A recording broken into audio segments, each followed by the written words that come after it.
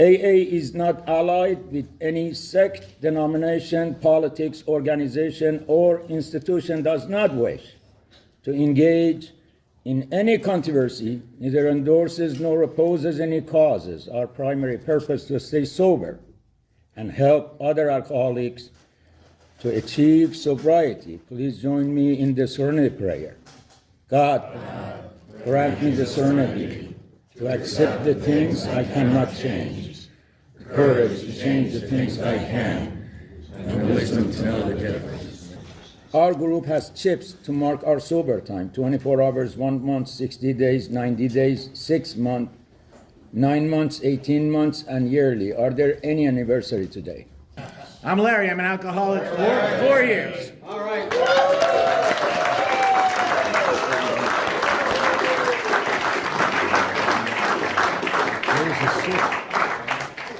Hey, good morning, everybody. My name is Rich, and I'm an alcoholic. There's a lot of things I can say about this guy. The first thing I'll say is that I've heard that cats have 9 lives. I'm not sure what kind of animal that makes Larry. He's got, seems to have more. But you know what I will say about Larry, beyond the impact he's had on my sobriety, is just the love in his heart is outstanding. You know, I remember when I was first coming to this meeting, I had been coming for around a month, and I had relapsed. And just the look on his face when I told him that, just the sadness, the pain, the empathy in this man, it's beautiful. I don't think I was as disappointed or sad about my relapse as he was, and it's one of the things that carried me forward. And whenever he hears about someone going out or, you know, something bad happening to someone, I can see the pain in his eyes, and I think it's just an absolute testament to the love in his heart. I love you. I love you, buddy.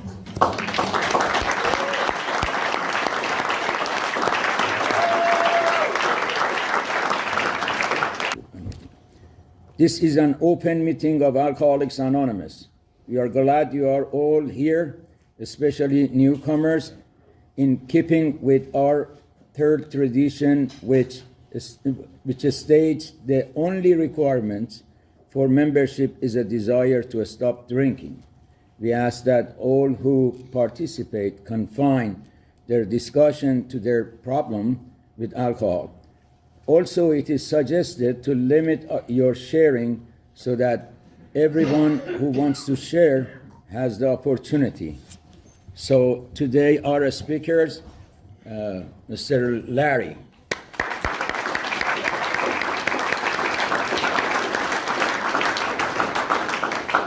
Thank you. I'm Larry. I'm an alcoholic. This is really something to be amongst everybody that got me sober. This fellowship has been unbelievable for this man's sobriety. And before I get started, because I'm going to start with the emotional part first, there's one person in this room that I wanted to hear more than anybody in the world, and that was the woman that on November 17th this past year, I died. I was clinically told I was dead. I wasn't told I was dead, but I suffered from cardiac arrest, and 95% of the people that suffer from heart attacks live. 95% of the people that suffer from cardiac arrest die. That night there were 4 entries into St. Francis Hospital that had cardiac arrest. I was the only one that lived. I was at a meeting. I was at a recovery meeting for High Watch. There were about 50 of us there, including Kevin was sitting at my table, and Rich was at the table, and Glenn, he's in Virginia with his son, getting him into college, was at my table. And I was just sitting there having a conversation. And the conversation came up. Glenn asked me, he said, could you sponsor an atheist? And I said, you know, I just don't know. I mean, maybe if they were on the fence. I mean, there's people that have gotten sober using higher powers that, you know, I just don't know. I said, Glenn, you're a God guy. I'm a God guy. And as soon as I said I'm a God guy, I went back in my chair and I said to my dear buddy Rich, who's such a big part of my story, and I'll swing back to that, I said, Rich. And it wasn't a call of, Rich, help. It wasn't a call of, Rich, check me out. This is a joke. It was just total calm relaxation. And I will testify, this alcoholic truly believes in God. I saw the tunnel. I saw the light. I felt the calmness. And, we'll circle back to all that. But I wanted to first, the person that means probably the most in my whole life, next to family, is my friend Jill that saved my life. Also in recovery. Would you stand and just say hi with everybody? Sorry.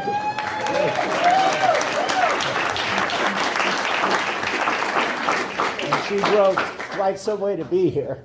And, I'm surprised she even stood because all the news stations wanted to do a story, and we did CBS and NBC and, a Hartford Current front page, and poor Jill. I wanted to drive. I love talking to people, and she was like, I can't do it. Even the Today Show wanted to do a story, and she said, nope.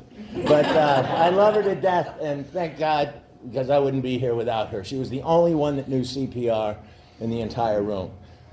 Getting that out of the way so I don't cry, I wanted to, typically when I speak, and a number of people have heard my speech before. In the 4 years as my sobriety, I've spoke, I guess this is the third time before this group.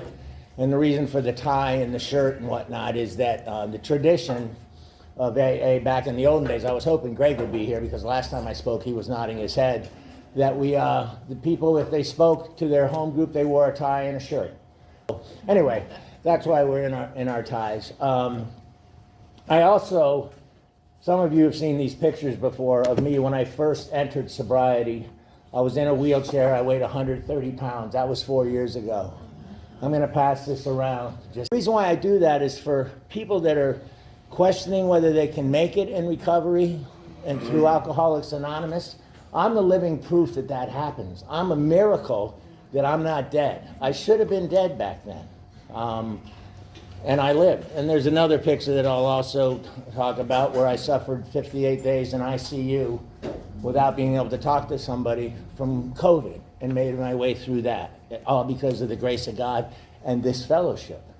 So my story starts, grew up in a great family, a loving family that to this day loves me. I was the only guy that was totally off the shelf, even at age 3. By the time I reached age 5, I had run away under an apple tree for 2 days. I think that does your parents. I got hit by a good humor truck.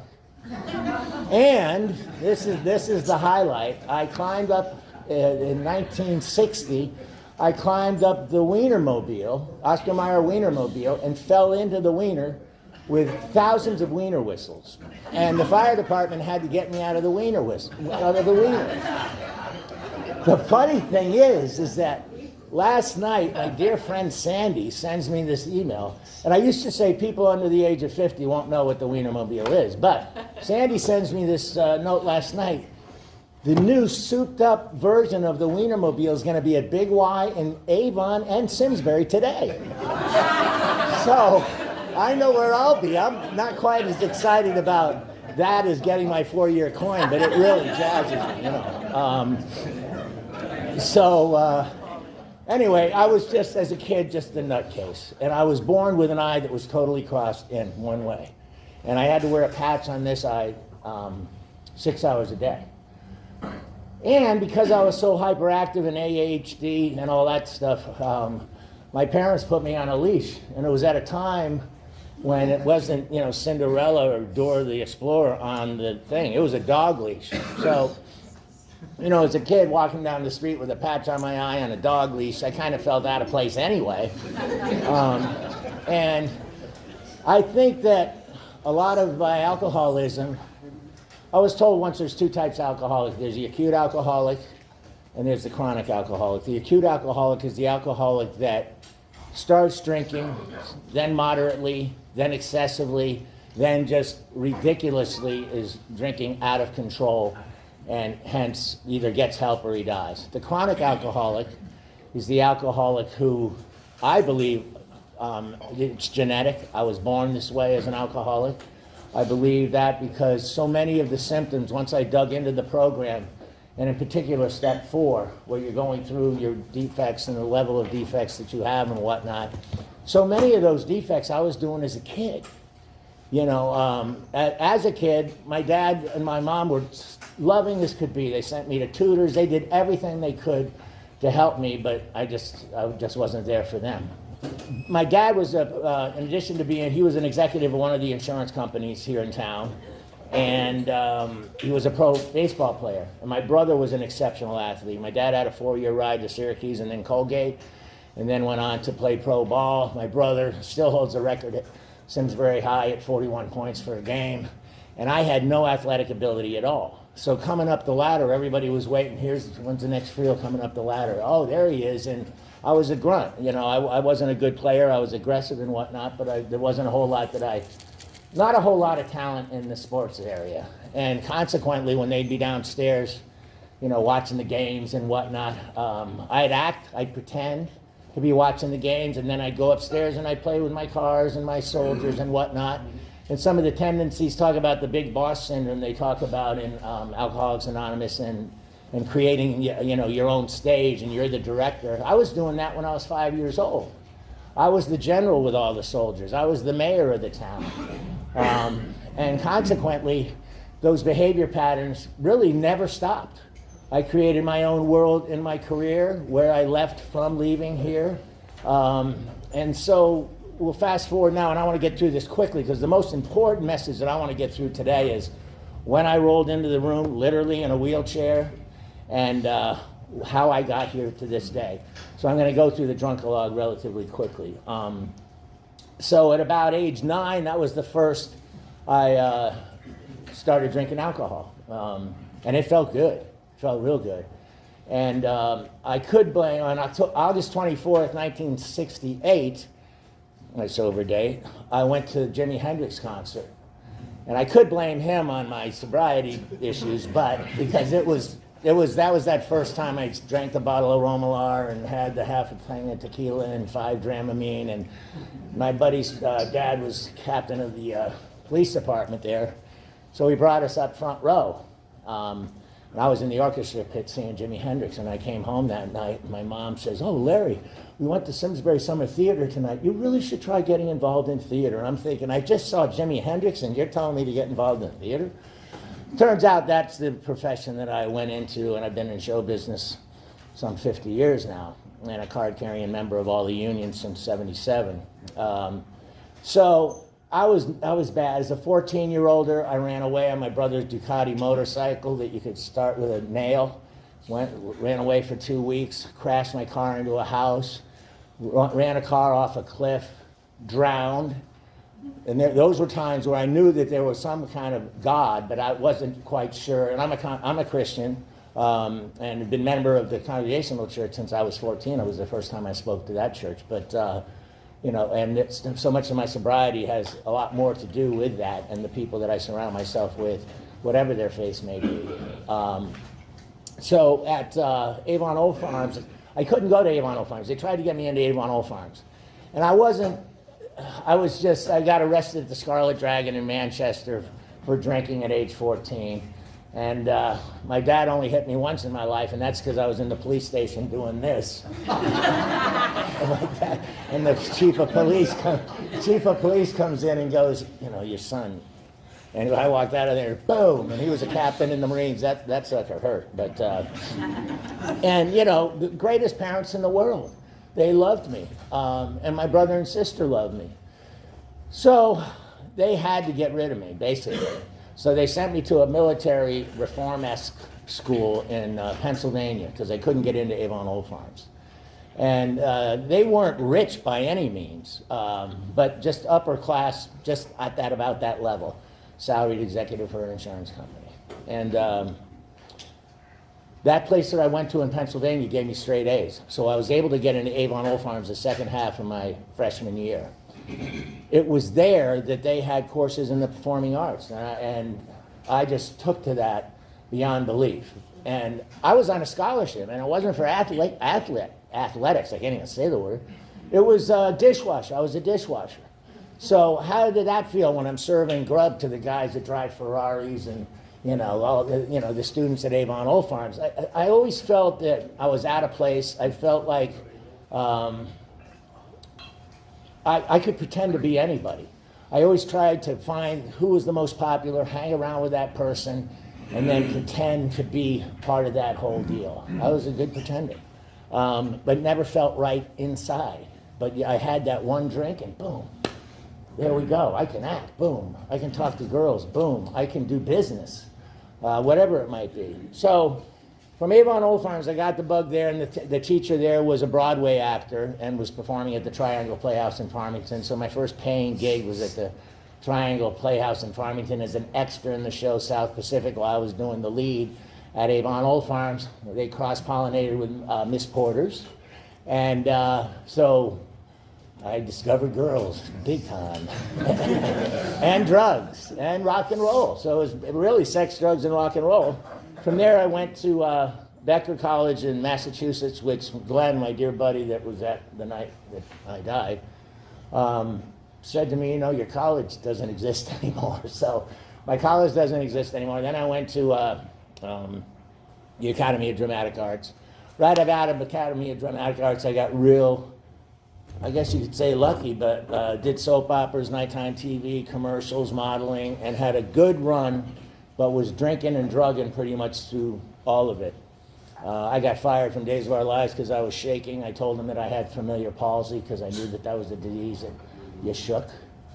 And at age 27, I'm lucky not to be in the 27 Club. If I know a number of us will know what the 27 Club is, but I'm glad I'm not a part of it. But at age 27, I had an overdose on cocaine and drinking, where I fell back, cracked my head open on a coffee table, 17 stitches, and in Santa Monica Hospital getting my stomach pumped.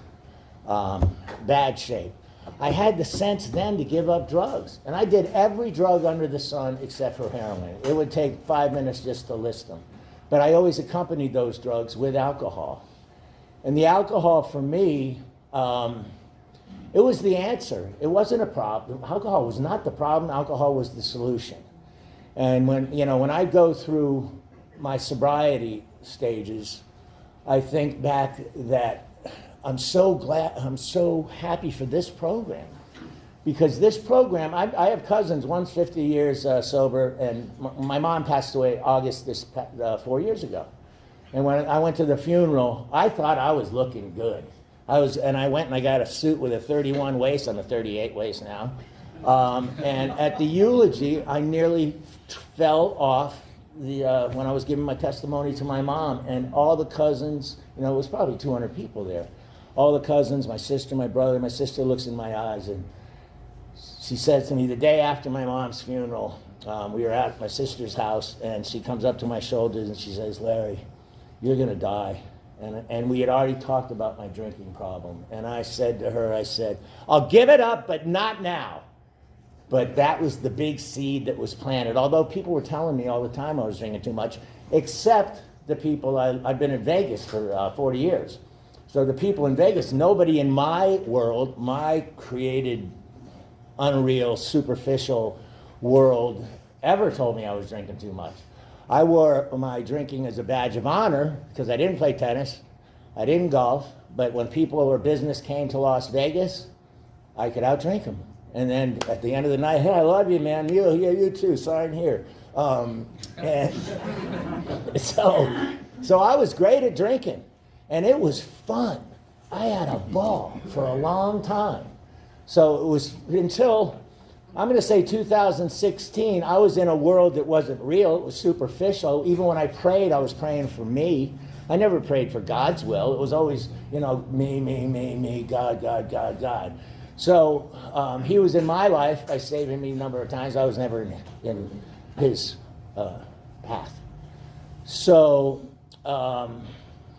that whole world, I didn't discover just how superficial it was until I got out and into this program. And the first time I discovered Alcoholics Anonymous, I had gone to Intermountain Blue Hills. That's where the recovery center it was that I went. Which, hey, if you can get sober there, great, but it's a dump. I mean, a real dump. The beds are the size of this right here, this table, and they got one little 32-inch screen. Is Mike in here? Yeah, Mike actually works for them, so he knows this. There was a 32-inch screen, and the first thing I do, walk in, there's people arguing over, what movie are you going to watch? Watch this, watch that. Two girls are fighting, it was just, and I'm in a wheelchair at 132 pounds. And they didn't like me because they were rolling me right up to the front of the line to eat. And my roommate, like 6'8", his name was Art, and he could barely talk, and his hygiene was just horrendous. To the point where I spent most of the time in that room at night gagging. And I won't even tell you how bad the last night was, but some of you here know that story. And my brother was gonna pick me up the next day. And it was the next day, and it was so bad with Art that I had to go out, and I go out to the nurse's station, and they said, "What's wrong?" I said, "Art just," and I'm gonna tell you what he did, but I ended up spending the whole night in the mess hall. Next day, my brother drives. And it was there that I discovered Alcoholics Anonymous, because you could either go to a meeting or you could stay in your room. Well, obviously, I'm not going to stay in the room with Art. And I would go to the meetings. And two people would come, I'm going to say, in retrospect, I want to say almost every day. And I started to see something going on, as did other people that were in recovery. And those guys that looked like, gangbangers, and, they looked like something that you would only see in a jail. And it was there that I started seeing about the Alcoholics Anonymous, entertaining the idea. And then my birthday, I had celebrated my birthday there. It's this coming Sunday. And the nurse comes up to me, she says, "I'm a gospel singer. You mind if we sing happy birthday?" I said, "No, not at all." So she sings happy birthday. The guys and gals start singing happy birthday. They give me a birthday card. And that was my first sense of brotherhood and sisterhood and what this whole AA thing might be about. So I couldn't, even the director there said, "You don't want to do your 28 days here." I said, "What do you recommend?" He said, "High Watch, Morningside, Silver Hill." And when my brother, God bless him, and he would be here, but he's from out of town, he did his research, and we decided I'd go to High Watch. And many of us in here did go to High Watch. And I was there 4 days, and my esophagus closed, and I couldn't breathe. And going in there, I knew I had COPD. When my esophagus closed, they ambulanced me to Sharon Hospital. And I spent 5 days at Sharon Hospital. They couldn't figure out what was wrong. So they ambulanced me from Sharon to Vassar up in Poughkeepsie, Vassar Brothers Hospital, and they put me in ICU for 10 days. And as it turned out, I had alcohol-induced cardiomyopathy. And I befriended many of the doctors there, saying, "Hey, Doc, how you doing? Nice to meet you. And come on in, Doc." But at the very end, that last day, a doctor came in surrounded by his team that looked like Albert Einstein, one of these guys that just had knowledge written all over his face. He said, "I've been practicing cardiology for 50 years. I've never seen someone's heart so ravaged by alcohol." He said, "If you have one more drink, you're going to die." That was enough for me to really give it some serious thought. So, but you know what? The disease is so insane. I didn't have that moment yet. So I end up going back to High Watch. And those at High Watch will know that when somebody arrives or somebody leaves, they ring the bell right in front of the big barn where everybody eats. And I came back, and they rang the bell as I'm pulling up in the ambulance. I'm thinking, wow, this is pretty cool. And I went into the mess hall there. It's not a mess hall. It's stunning. I recommend anybody on a Saturday go up there and have dinner. But into the barn, and there was a table of gals, and you can't fraternize there, but I would always say good morning to the girls and whatnot. And the table of the girls said, "Good morning, Larry." And I thought, wow, good morning. It really felt good. And then the guys all welcomed me back like I was a brother already, and I had only been there 4 days. Well, the next day, we're out in the field in front of the barn, the grass area there. And many of you that went there know Irene, and she was doing the meditation thing with this meditational tub where there was, and at the end, she said to the group of us, there were probably, I'm guessing 30 in the circle, maybe 40. She said, "I'm going to ask you 2 questions. How do you feel, and what do you need?" And when she came to me, I said, "I feel peace, and I need this brotherhood." And I looked at all those guys, and I knew right then this was the ticket that I can at least begin a journey on. And when I was at Vassar Brothers Hospital, that was my white light moment, was at Vassar Hospital. So steps 1, 2, and 3 were relatively easy for me, simply because my life was unmanageable. A dog could have managed my life better. My mind would be all over the place all the time. The one thing I'd like to think this program has done for me is given me a calm mind and a humble heart. And the ego thing, when that tries to come in, man, boy, do I feel it now. Because for me, generally, ego is problem related. You're trying to solve something. You're trying to do something. And as far as like one day at a time goes, I found that when I'm in the moment, that's when I have my God consciousness. One day at a time, one moment at a time. If you can grab that moment, I grab those moments now and I so treasure them. I look at some of the coincidences like, the God winks, the God moments, the God tidal waves. The tidal waves are what happened with Jill and I. If that wasn't divine providence, I don't know what was. It was unbelievable. And many of you that came to visit me, and then talk about fellowship, for those that came and visit me, there's like two side table books that I keep. And I look through now and then, and I look at the faces of those people. And now, since that happened to me, when I look into somebody's eyes, it's totally different. Every day is almost like Christmas to me. The gratitude that I have as a result of this fellowship, this program, my God consciousness, is beyond comprehension. Anytime I start doing the woes, because my lungs are shot, my heart's shot, and I've got an issue that several over here, you know, that I have to deal with starting next Tuesday. But so anyway, I get out of High Watch, and I remember being at High Watch thinking, I've got to find a place around here, because I didn't have a place yet. I was in Vegas for all that time. Got to get a place near High Watch. I've got to find an apartment somewhere around High Watch. High Watch, High Watch, High Watch. High Watch was my crutch. High Watch I thought was my only way to sobriety, and it was one of the drivers, Bill from High Watch, that said to me, Larry, you might want to consider moving a little further away, because everybody here is sick. So I ended up traveling the Farmington Valley, going all over the place, and I walked into this meeting. First of all, I walked into the Simsbury meeting, and I saw my dear friend Bruce over there, God bless him, and Andy, who couldn't make it today because he's in a neck brace, but we did see him Tuesday night at a meeting. And they told me, I thought it was a little dry. I wasn't quite used to meetings except for the big meeting at High Watch. So Andy and Bruce, on the way out, they said, you ought to check out the Canton meeting. I said, oh, okay. So checked out the Canton meeting. And they said, you ought to check out the morning meeting, Avon morning meeting. And I came into the Avon morning meeting and pretty much never left. 5 days a week, Saturdays with the family, Sundays is my day of rest, so to say, God's day of rest, but it's me, that's when I just either go to church or do something that's in the no zone. Matter of fact, last night I said to one of my friends, he said, so I bet you're preoccupied, huh? And I said, no, I'm in the no zone.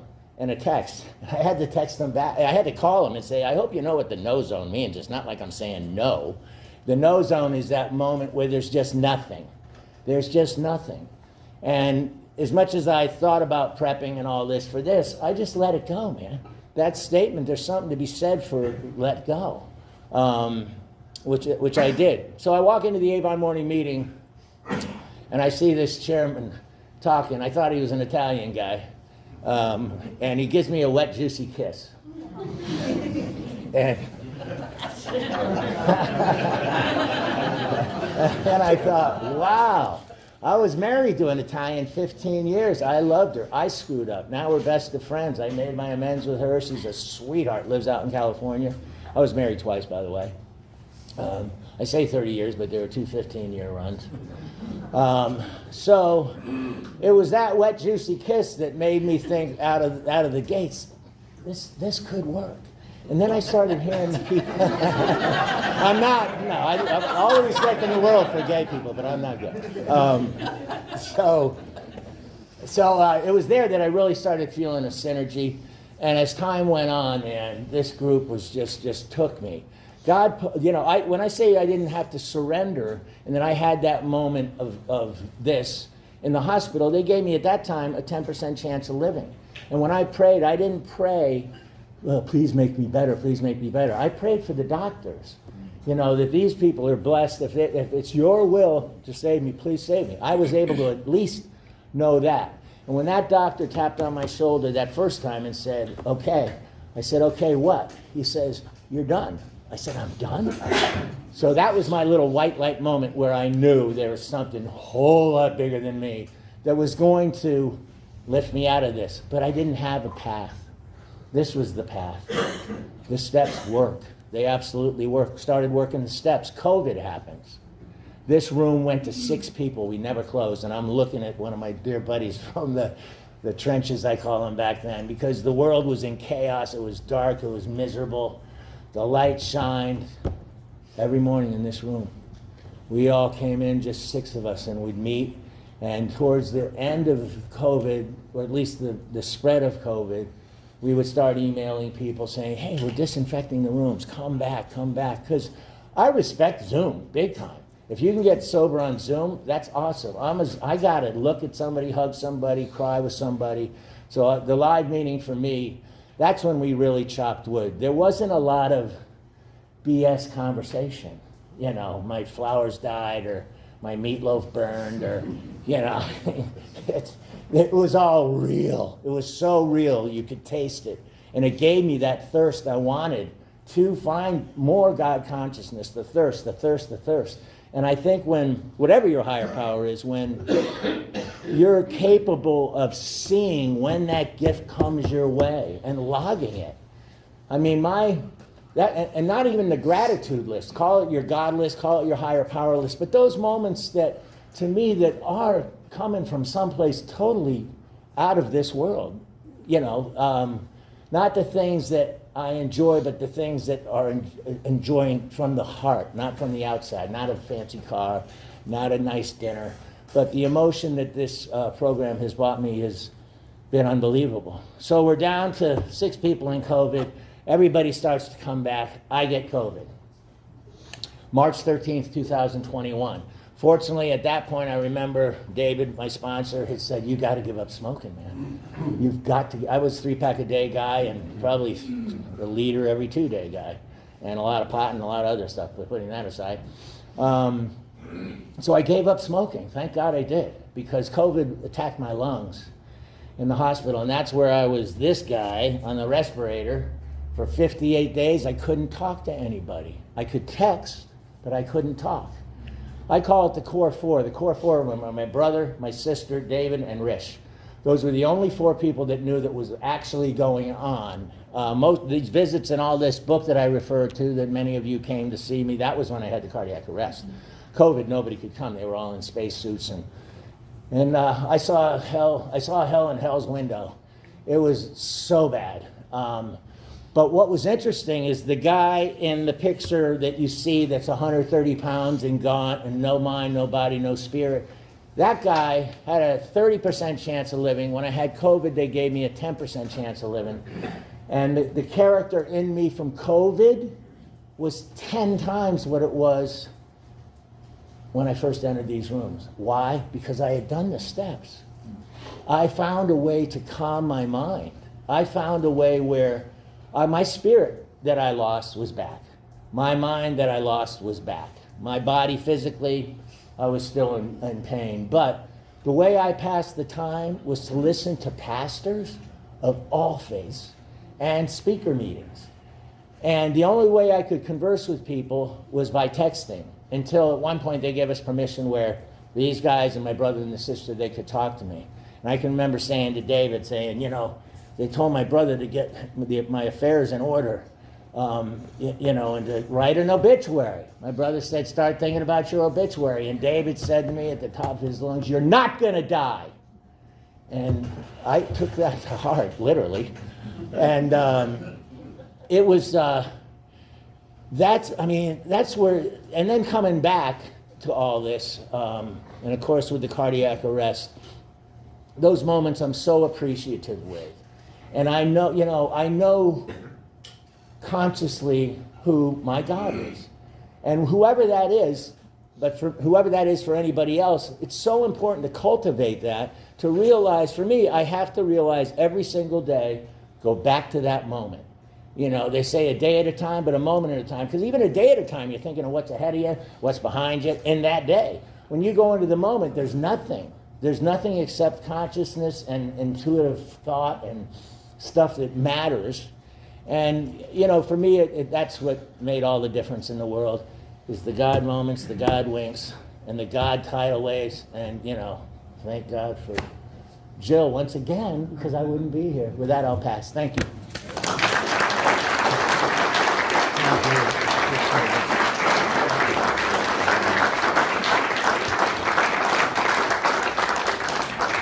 Thank you so much, Larry. I'm David, and I am an alcoholic. David, your story in alcoholism, it is absolutely miracle, and you know the sense of gratitude you express it all the time. It just reminded me, which I tell myself and review to everybody else as a sense of gratitude. Day one morning group of Alcoholics Anonymous is the #1 in the world, and then there is no question about it. And then bosses is outside. So, but the way you describe it, how you gone through the turmoil, and then a stress for the business, going through the heart problem, you know, COVID, and to be alone, living alone as a social and promoter man, background director, which you have a deal with groups and crews. Now you come and sit into one apartment in Avon, Connecticut, and you're accepting it. And you accept anything happen to you. And you know what? You manly stood up for your sobriety. You dropped the cigarette, you just dropped the alcohol. I will never smoke cigarette or drugs. I don't know about it, and I can't talk about it. But alcohol, I can identify it, and you just dumped it with God's grace. You enjoyed with alcohol as much as you could. Then adios amigos, A1 morning group started. And you started manly, and really you did what you have to do. And again, Rish mentioned that expression of your heart, your welcoming, loving. If I stand here obnoxious and I try to prove, hey, look, hey, you know, then it won't cut that much. But sense of love, expression of love, and leave all the defects behind this door and ask God, when I go out of this door, everything been broomed and gone, because I want to live a life out of this door decent, with morality, spirituality, and ethic to the extreme level of one human being can do, and we can do, I can do.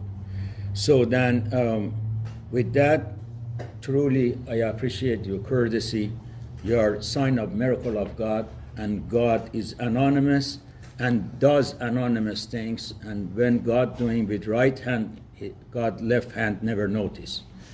As a result of that, I'm very appreciative, and God bless you. You're best friend of mine. You are my senior brother, my lifetime, and then just thank God you're here. Grateful for you. God bless you. How much He's talking about you, how much talking about your grace, and everybody need your grace and courtesy. With that, I open up to the group. Thanks, David. Yeah. Hi, I'm Gail, and I'm an alcoholic. Gail. It's the first time I heard your story, and I only have one thing to say, and of course, don't leave until the miracle happens, you guys. That's it. Thanks, David. Thank you. Hi, I'm Dave. Hey. I'm speechless.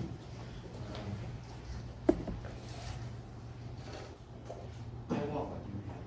I heard this a lot, but this time I really want what you have. The breakout of, oh yeah, more into this group. I've heard people speak, and I've been influenced by what they say, but yours was, I can't, I want it in a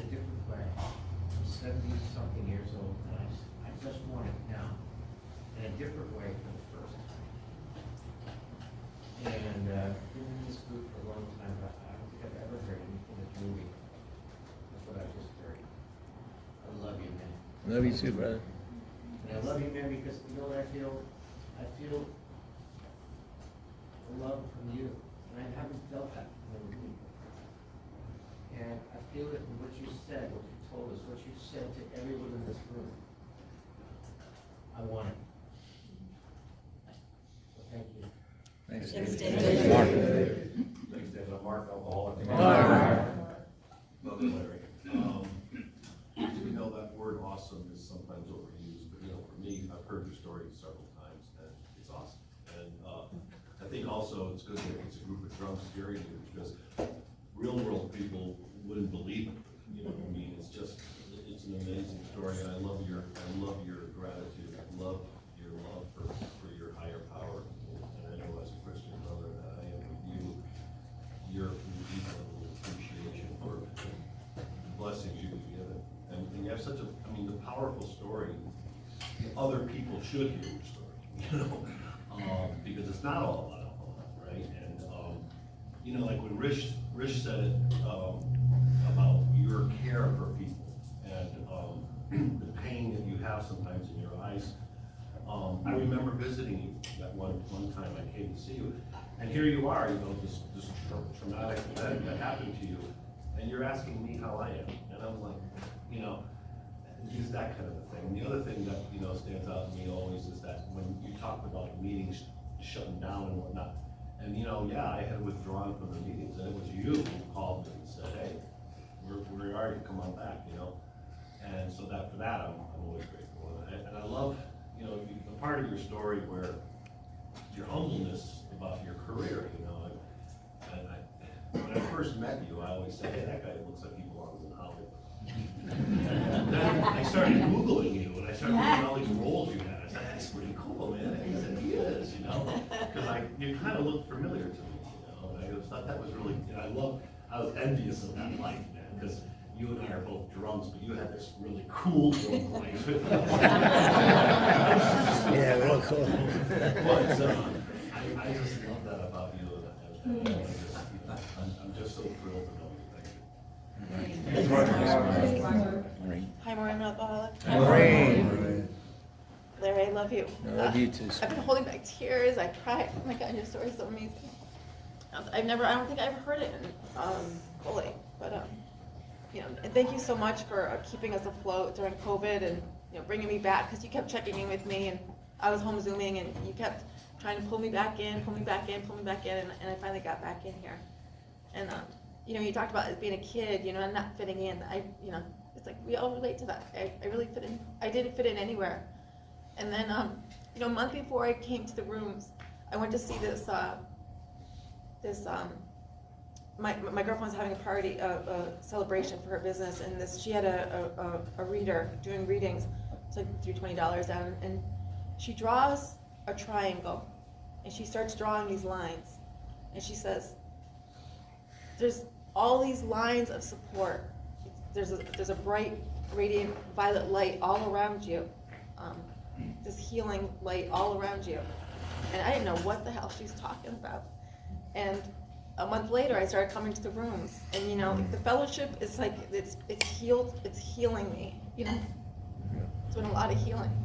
And you talked about the humble heart. I thought I'm a know-it-all. I think I know best, and I like to control situations and people, and this kind of just knocks you down some pegs, but in a good way. It teaches you how to look at your stuff. Break it open, and see.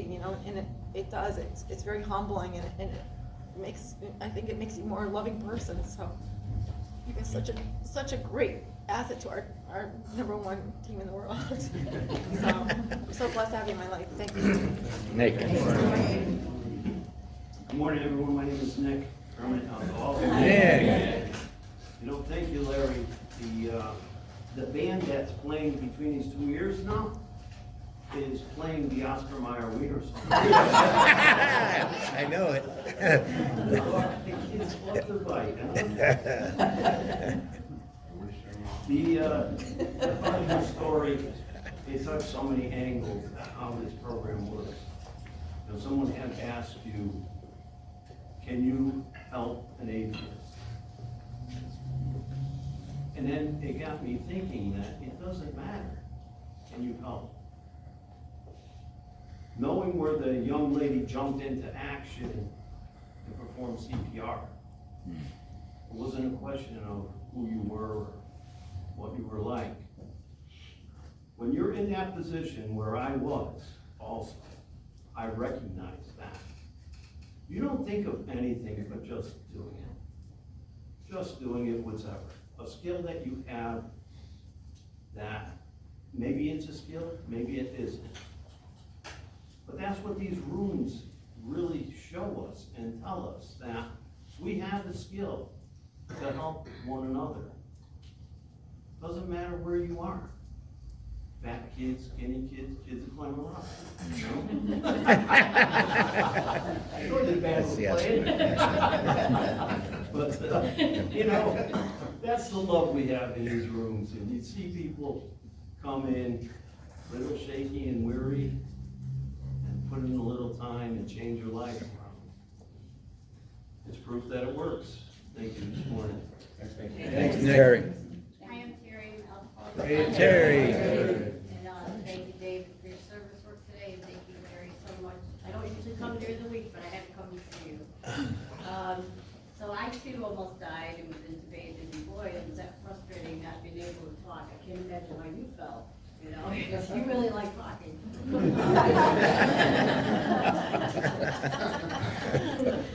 I remember my pastor came to see me and he said, God decided it wasn't your time. What are you going to do with the time he's given you? And it's obvious what you're doing with the time that God has given to you over and over again. You know, you're doing a great job spreading the word and, you know, the message and all that. And I too thought that High Watch was a very spiritual place. I remember the staff saying, they give their stories and say, this place changed my life, and I'd be like, yeah, okay, whatever. And I found myself like a week after I got discharged there saying the exact same thing. So I think it was a blessing from God that we were able to go there. And I just took on a sponsee who's an atheist, and so any advice anyone could give me, I really appreciate. My sponsor said to me, why don't you try being a witness and not an evangelist? So that was her advice. So that's all I have. Thanks again, Larry. Thanks, David. I'm Chris. I'm a cross-addicted alcoholic. Chris. I love hearing your story because there's so much in your story that is a part of mine. And, you know, there's a couple of things in your story where you verbalize things that I verbalize. You talked about having a ball when you were doing your drinking and your drugging and things of that nature. I loved to drink. It was a passion, and it was something that usually had a lot of grandiosity to it, and a lot of things that happened that were good. And then, you know, toward the end, there were a lot of things that just happened that were bad. And I have to keep that as part of what I own. And, you know, I want to take ownership of almost anything I try to do in life, and coming to an AA meeting and picking this one is an ownership thing. You know, Maureen mentioned it too. You know, when you said the calm mind and the humble heart, that's just a great way of being able to just say, you know, your gratitude, express your gratitude about AA. And, I know you've come close to leaving us, you know, many times, and you are a gift, Larry. There's no question in my mind about it. So, thank you. Alcoholic, my name is Joe. Joe. Larry, thanks so much for your share and your contribution and your enthusiasm that you communicate to other people. It's such a message of hope. Thanks. Thanks. Rich, you have a couple of I'll be sentences. very quick. Hey, everybody, Rich Alcoholic. Rich. First off, Scott, congratulations. 3 years is awesome. And you know, it's so nice to be sitting next to Jill. I saw when she first came in when I was very active on the High Watch Zoom meetings, and to see the woman she's become is inspiring. And you know, like in terms of her action with you and this like large like gesture of knowing the CPR, it just reminds me also then of a small gesture from you, the simple text message that like while I was struggling about to drink myself into the grave, probably, you sent me just one text message that said, we're still here. And that got me in. And it's just a reminder that there are small gestures, there are large gestures, and any size gesture of kindness and grace can make an immense difference in someone's life. And I am so blessed to be sober and grateful to be alive that if I can carry that forward into my life and into my interactions, I might be able to make a difference. God bless you all. Have a nice day. Thank you. Everybody, please, round of applause for. Thank you very much. Stand up. Could you please take out it? Let's take a moment of silence for those sick and suffering, followed by the Lord's Prayer. Our Father, who art in heaven, Hallowed be thy name. Thy kingdom come, thy will be done, on earth as it is in heaven. Give us this day our daily bread, and forgive us our trespasses, as we forgive those who trespass against us. And lead us not to temptation, but deliver us from evil. For thine is the kingdom, the power, and the glory, forever and ever. Amen. Thank you so much. Wonderful job. Well, my mother, my friend Brian, and my mom,